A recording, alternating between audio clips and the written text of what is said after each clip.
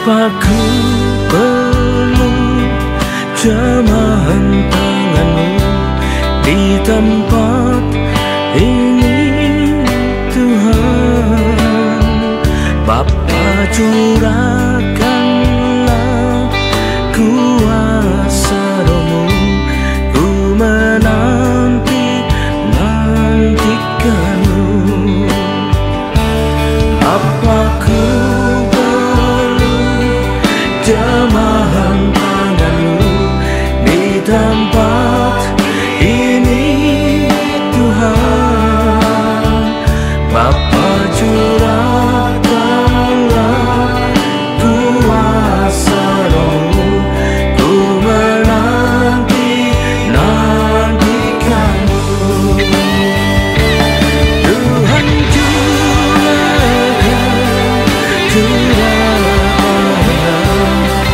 sekarang ini Tuhan. Penuhi aku, penuhi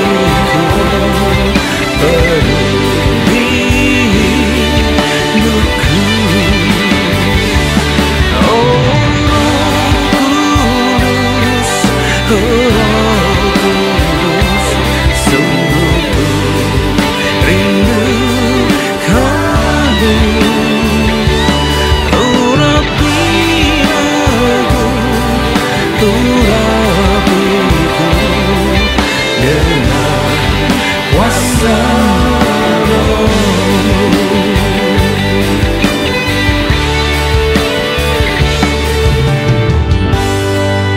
Bapa, tanpa jamahan tangan-Mu kami tak mampu menghadapi dunia yang semakin berat dan semakin mendekati, dan peperangan rohani juga semakin dahsyat.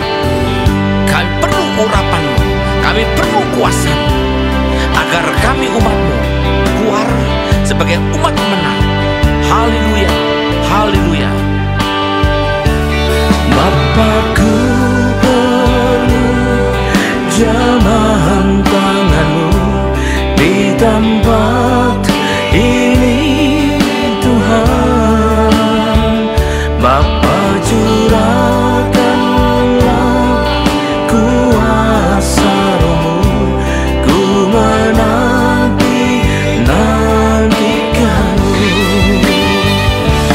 Tuhan, curahkanlah sekarang ini Tuhan.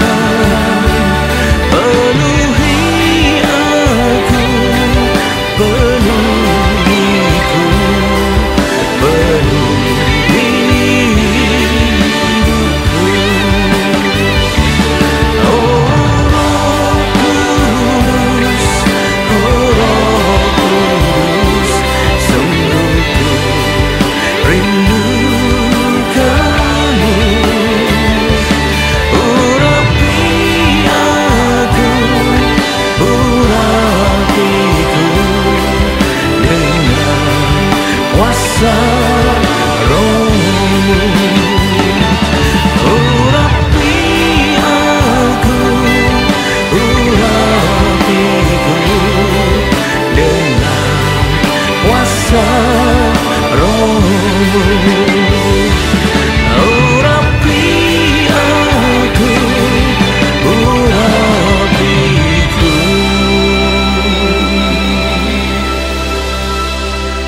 dengan kuasa Roh-Mu. Oh,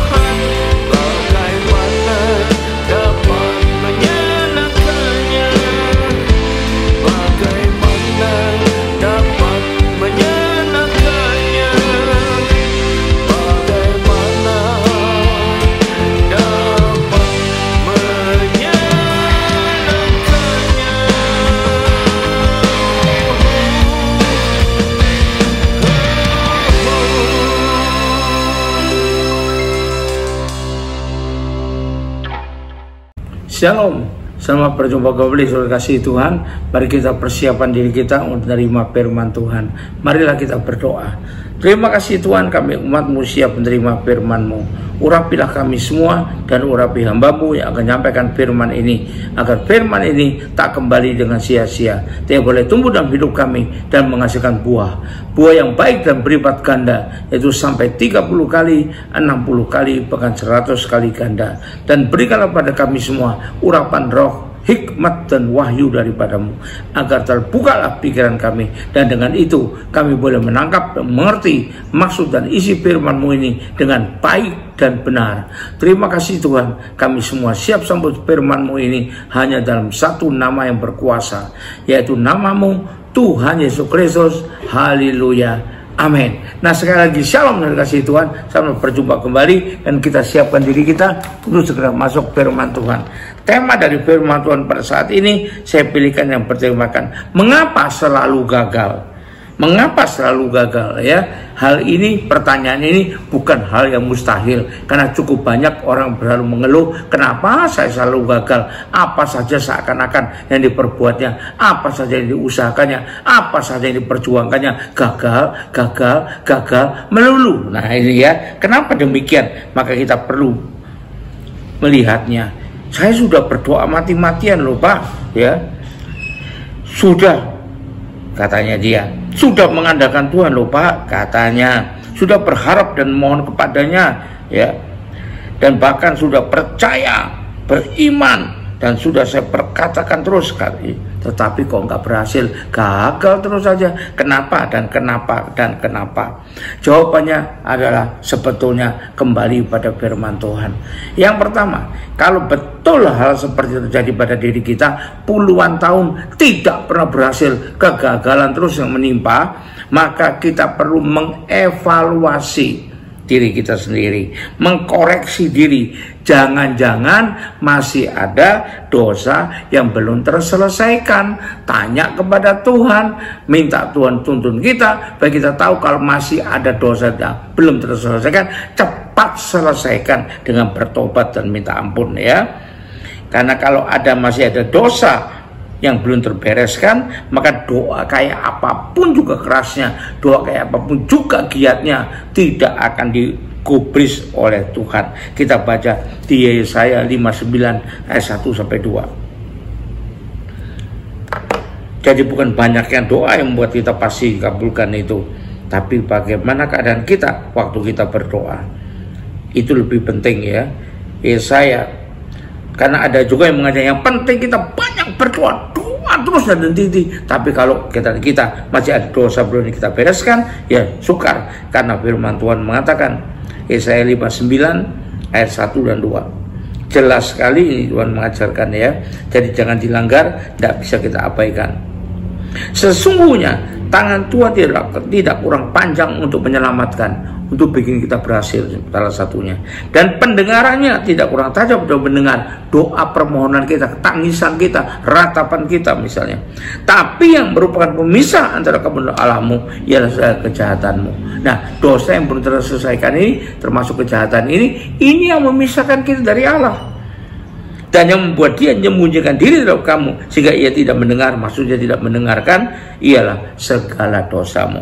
Jadi kalau memang demikian, dan kita minta petunjuk Tuhan, Tuhan kasih tahu masih ada dosa belum selesai, cepat selesaikan sama Tuhan, minta ampun dan bertobat, ya. Karena firman Tuhan mengajarkan, ya, kalau tidak dibereskan atau tidak terbereskan dengan baik, maka hasilnya pun akan beda. Kita masih ingatkan yang sangat terkenal firman Tuhan dalam 2 Tawarikh 7 ayat 13-14 yang saya tulis dalam sebuah lagu itu. Jika aku melepaskan belalang untuk makan habis hasil bumi, jika aku menutup langit sehingga tidak ada hujan, tidak ada hasil sama sekali, gagal terus artinya.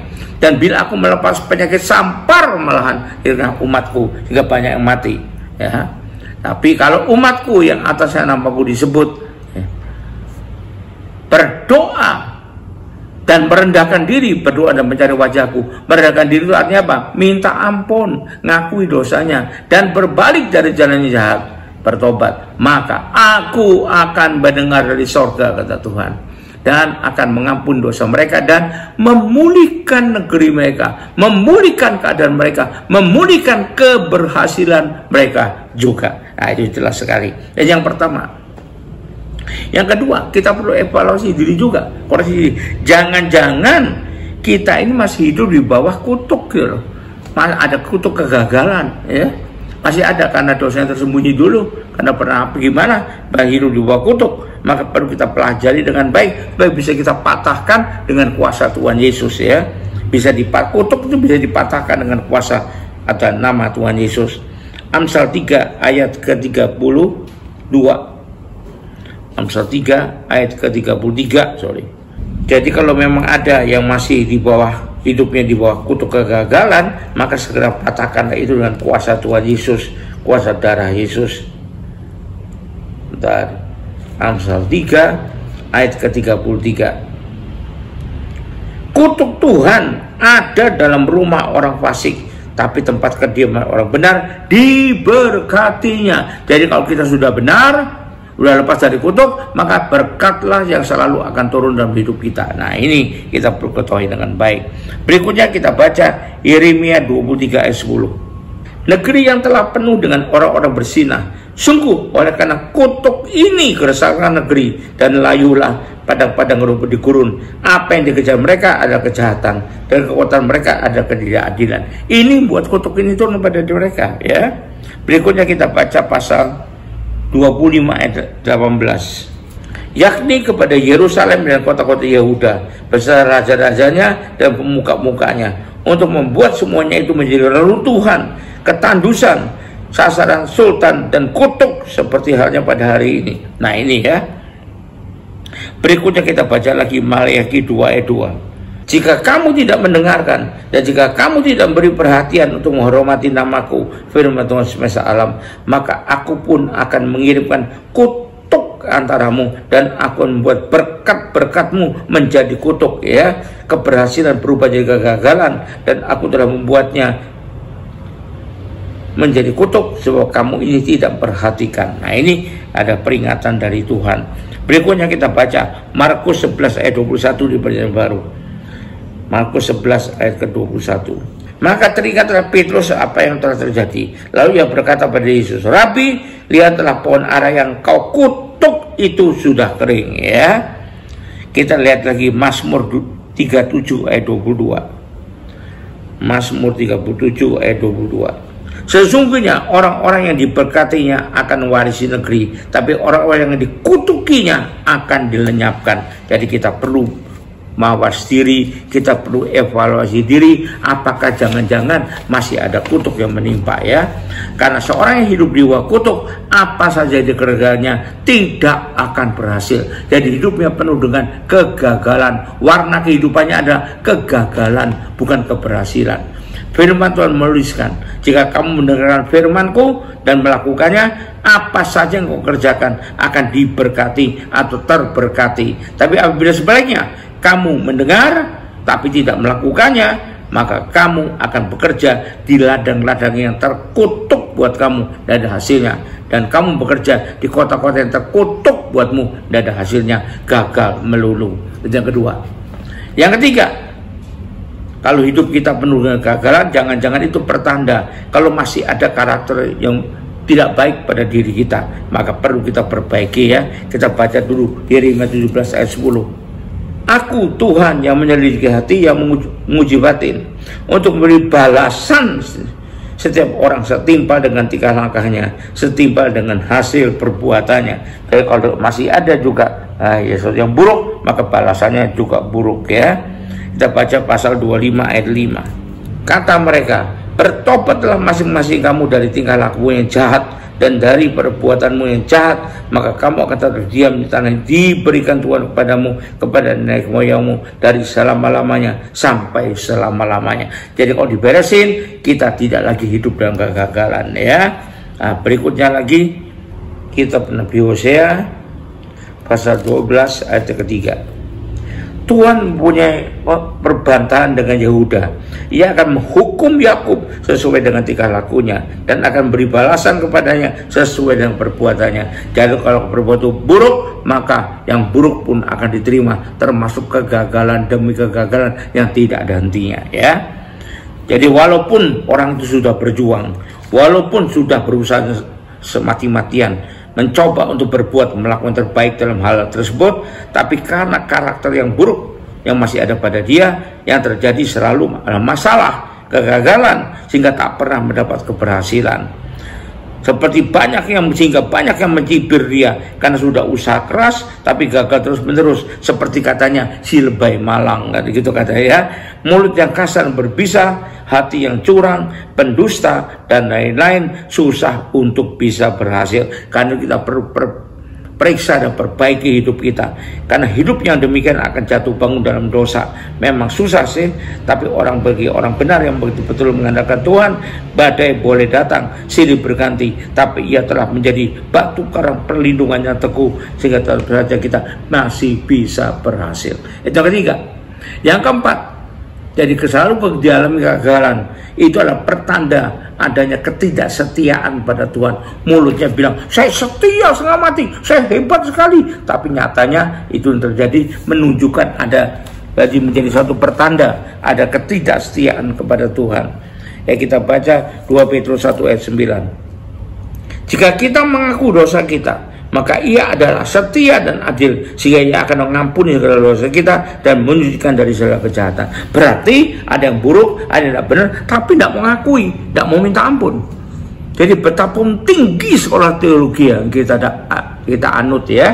Tapi kalau kita tidak betul demikian pada Tuhan, tidak setia pada Tuhan, maka kegagalan terus akan kita alami. Mari koreksi diri, wahai saudara-saudaraku yang mengalami nasib kurang baik, yang selalu gagal ditimpa kegagalan. Perhatikan, berarti ada ketidaksetiaan dalam dirimu.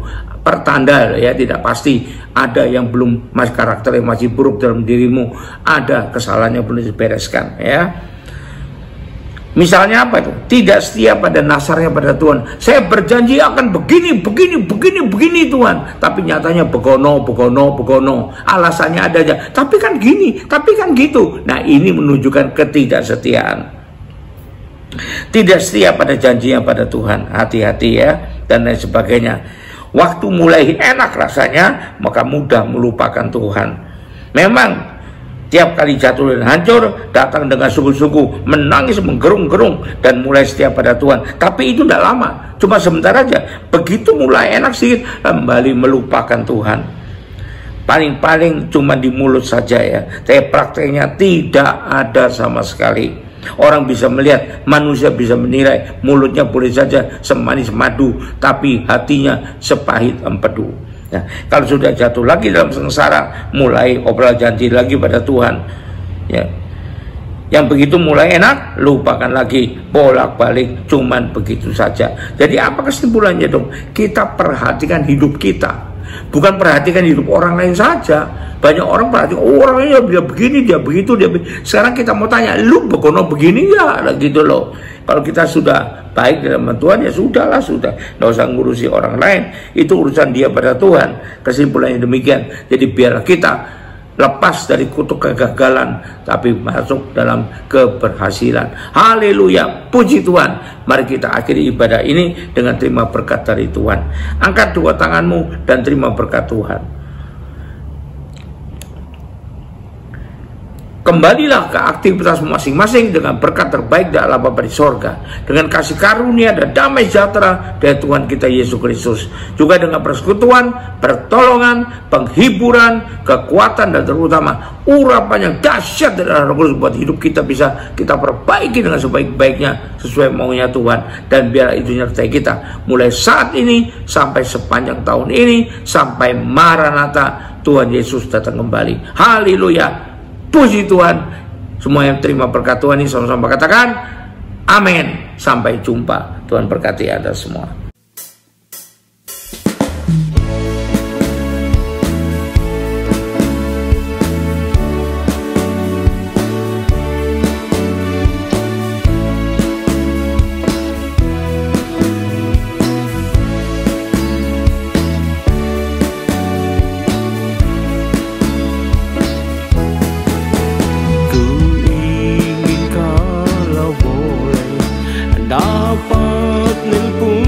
ke surga agar ku bisa bicara dengan ayah dan bunda yang telah lama tiada berpulang ke rumah Bapa. Telah sekian lama terpisah dengan mereka, betapa rindunya di dada. Ingat berapa cintanya pada anak-anaknya semasa mereka hidup di dunia. Namun itu semua khayalanku semata kala kesepian melanda. Ku ingin kalau boleh dapat nelpon ke surga agar ku bisa bicara dengan ayah dan bunda yang telah lama tiada berpulang ke rumah Bapa. Telah sekian lama terpisah dengan mereka, betapa rindunya di dada. Ingat betapa cintanya pada anak-anaknya semasa